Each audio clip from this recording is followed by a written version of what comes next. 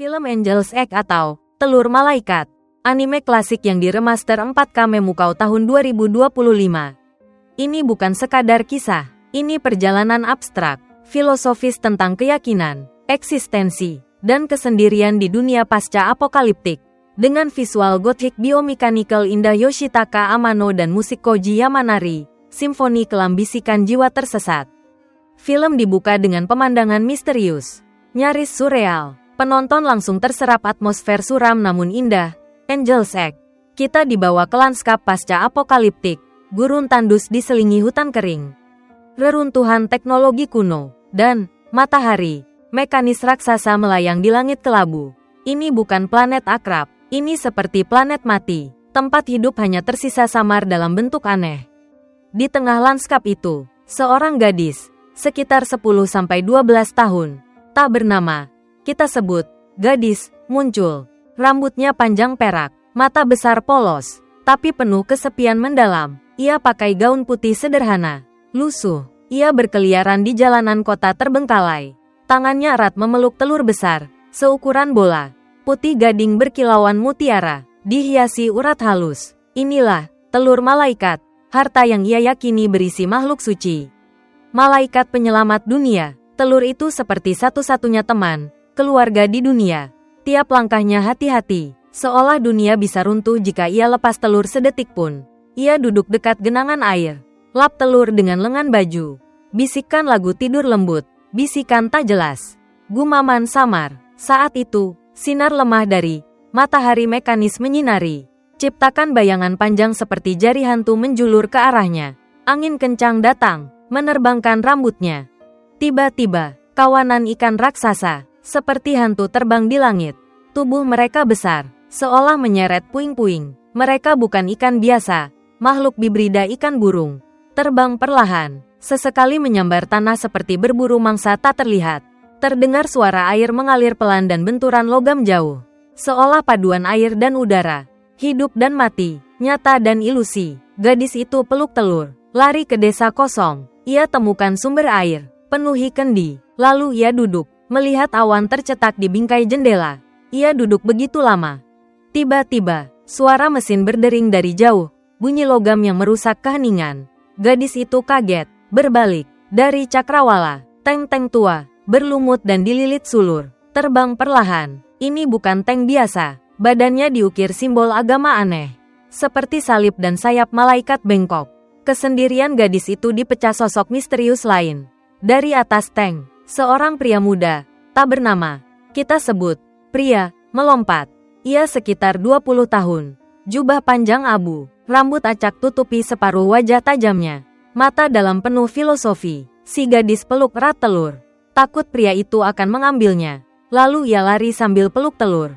Sembunyi di gang. Saat mengintip, tak ada yang mengejar. Ia sedikit kecewa. Ia lari ke kios kosong. Ambil sedikit makanan basi. Ia senang temukan kendi air. Kendi yang dulu ia lupakan saat kabur. Tapi kendi baru ini rusak. Tak bisa dipakai menampung air minum. Saat itu, lonceng gereja berbunyi. Gadis itu peluk telur. Lari lagi. Ia duduk di sudut. Makan sedikit selai. Lalu tertidur sambil peluk telur. Besoknya gadis itu lihat bayangannya di air. Lalu lihat pria berdiri tak jauh. Senapan salib disandarkan. Mata mereka bertemu. Gadis itu polos. Takut. Pria itu penasaran. Jaga jarak. Gadis itu cemas cari telurnya. Pria itu keluarkan telur dari jubah. Pesan, jika itu berharga, jaga baik-baik, atau kau akan kehilangan. Ini awal keterikatan. Benang tipis dua jiwa tersesat di dunia tak berujung.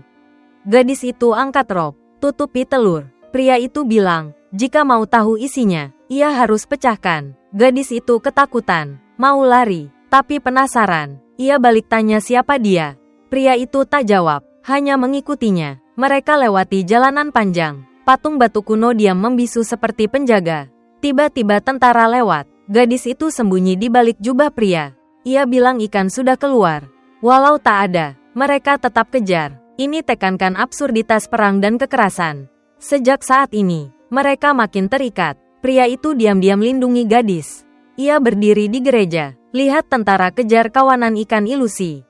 Gadis dan pria tinggalkan kota. Ke gurun, gadis itu akhirnya terbuka. Ia mohon apapun yang terjadi, jangan sakiti telurnya. Mereka masuk gua. Pria itu lihat gambar pohon. Ia seolah pernah lihat saat matahari terbit dan terbenam. Saat pohon serap nutrisi dari tanah. Ia lihat burung di dalam telur. Di mana burung itu? Mungkin masih di sana, masih bermimpi. Pria itu bicara pada dirinya sendiri. Gadis itu tanya, apa yang dimimpikan burung itu? Ia tak jawab. Ia hanya tanya, apa gadis itu masih tak mau bilang apa isi telurnya? Gadis itu bawa pria ke puncak kastil. Ia kumpulkan banyak botol seperti itu di sana. Gadis itu tak ingat sudah berapa lama di sana. Di dinding ada gambar tulang belulang burung besar. Pria itu juga tak ingat dari mana ia datang. Mungkin sejak awal ia tak tahu kemana ia pergi. Mereka duduk. Di luar masih hujan. Pria itu mulai cerita. Legenda Bahtera Nuh. Tapi bukan versi Alkitab. Suaranya berat. Seperti khotbah setengah sadar. Nuh ingin hujan 40 hari 40 malam. Sapu bersih semua makhluk ciptaannya dari bumi. 7 hari kemudian, banjir penuhi bumi. Hujan 40 hari 40 malam non-stop. Gerbang bahtera air bah surga terbuka. Hanya bahtera itu mengapung. Semua makhluk bumi mati, termasuk manusia. Hanya Nuh dan makhluk di kapal yang tersisa. Ia kirim merpati cek apakah air sudah surut. Burung itu terbang, bawa ranting zaitun hijau, tanda harapan. Tapi di mimpinya, burung itu tak pernah kembali. Ia terbang terus, hilang di ruang hampa. Semua di kapal perlahan lupakan burung itu. Mereka lupa dunia lama, lupa alasan eksis. Akhirnya, mereka tanya, apakah burung itu nyata? Atau ilusi agar mereka selamat dari air bah? Mereka juga lupa dunia tenggelam air. Lupa dari mana datang, mau kemana. Semuanya terlalu lama. Makhluk pun membatu. Pria dan gadis itu, bersama kawanan ikan, mungkin hanya eksis di memori seseorang yang telah tiada. Gadis itu memeluk telur, lalu menjawab, dia di sini. Ia lanjut tuntun pria itu. Di depan mereka, tulang belulang burung raksasa. Saat gadis itu temukan, burung itu sudah membatu, tapi ia ada di dalam telur. Gadis itu ingin mengerami dan melepaskannya. Pria itu melihat ini. Mereka duduk dekat api. Gadis itu memeluk dan menyentuh telur.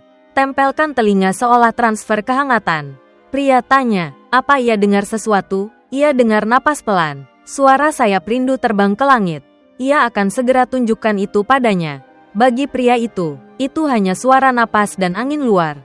Saat gadis tertidur, pria menggendongnya ke ranjang. Ia pegang tangan gadis. Gadis itu berbisik, siapa kau? Pria juga berbisik, siapa kau? Saat itu, air banjir makin meninggi. Di dalam, benih keraguan tertanam. Saat gadis tidur di sisi fosil, pria ambil telur, mengamatinya. Cahaya dari celah gua menyinari, membuatnya berkilauan seperti memanggil. Ia taruh di tanah, lalu hancurkan dengan senapan. Dunia luar makin tenggelam. Saat gadis bangun, ia hanya lihat pecahan kulit telur. Ia menangis, menjerit, keyakinannya dikhianati. Ia kehilangan satu-satunya yang ia sayangi. Satu-satunya kehangatan. Ia lari mencari pria itu dengan marah. Ia lari ke tepi jurang, tempat sungai bawah tanah bergolak. Ia jatuh, jatuhan lambat, indah ala Osi. Rambutnya terbang, tangan masih genggam pecahan kulit telur. Ia tenggelam di air dingin. Busanya memercik. Di saat terakhir, napasnya naik ke permukaan. Jadi gelembung berkilauan. Ajaibnya, dari gelembung itu, ratusan telur kecil menetas, mengapung di sungai seperti bintang baru lahir. Mereka tak pecah, mereka menyebar, bawa harapan baru, siklus keyakinan abadi. Pria itu berdiri di sana. Sekelilingnya lautan bulu putih. Angin tiup bulu itu kemana-mana. Dari arah laut, matahari mekanis, mesin raksasa berputar pelan di langit. Di permukaannya, ratusan patung batu duduk diam di singgasana rapuh. Manusia yang membatu. Peluk erat keyakinan hingga mati. Di antara mereka, gadis itu muncul. Kini patung, duduk anggun dengan pecahan telur di tangan. Matanya masih bersinar hidup. Ia tak mati. Ia jadi simbol abadi harapan tak terpadamkan. Namun, dunia yang kita lihat hanyalah puncak kapal raksasa terbalik, mengapung di ruang kosmik tak berujung. Sebuah mahakarya tentang kerapuhan manusia.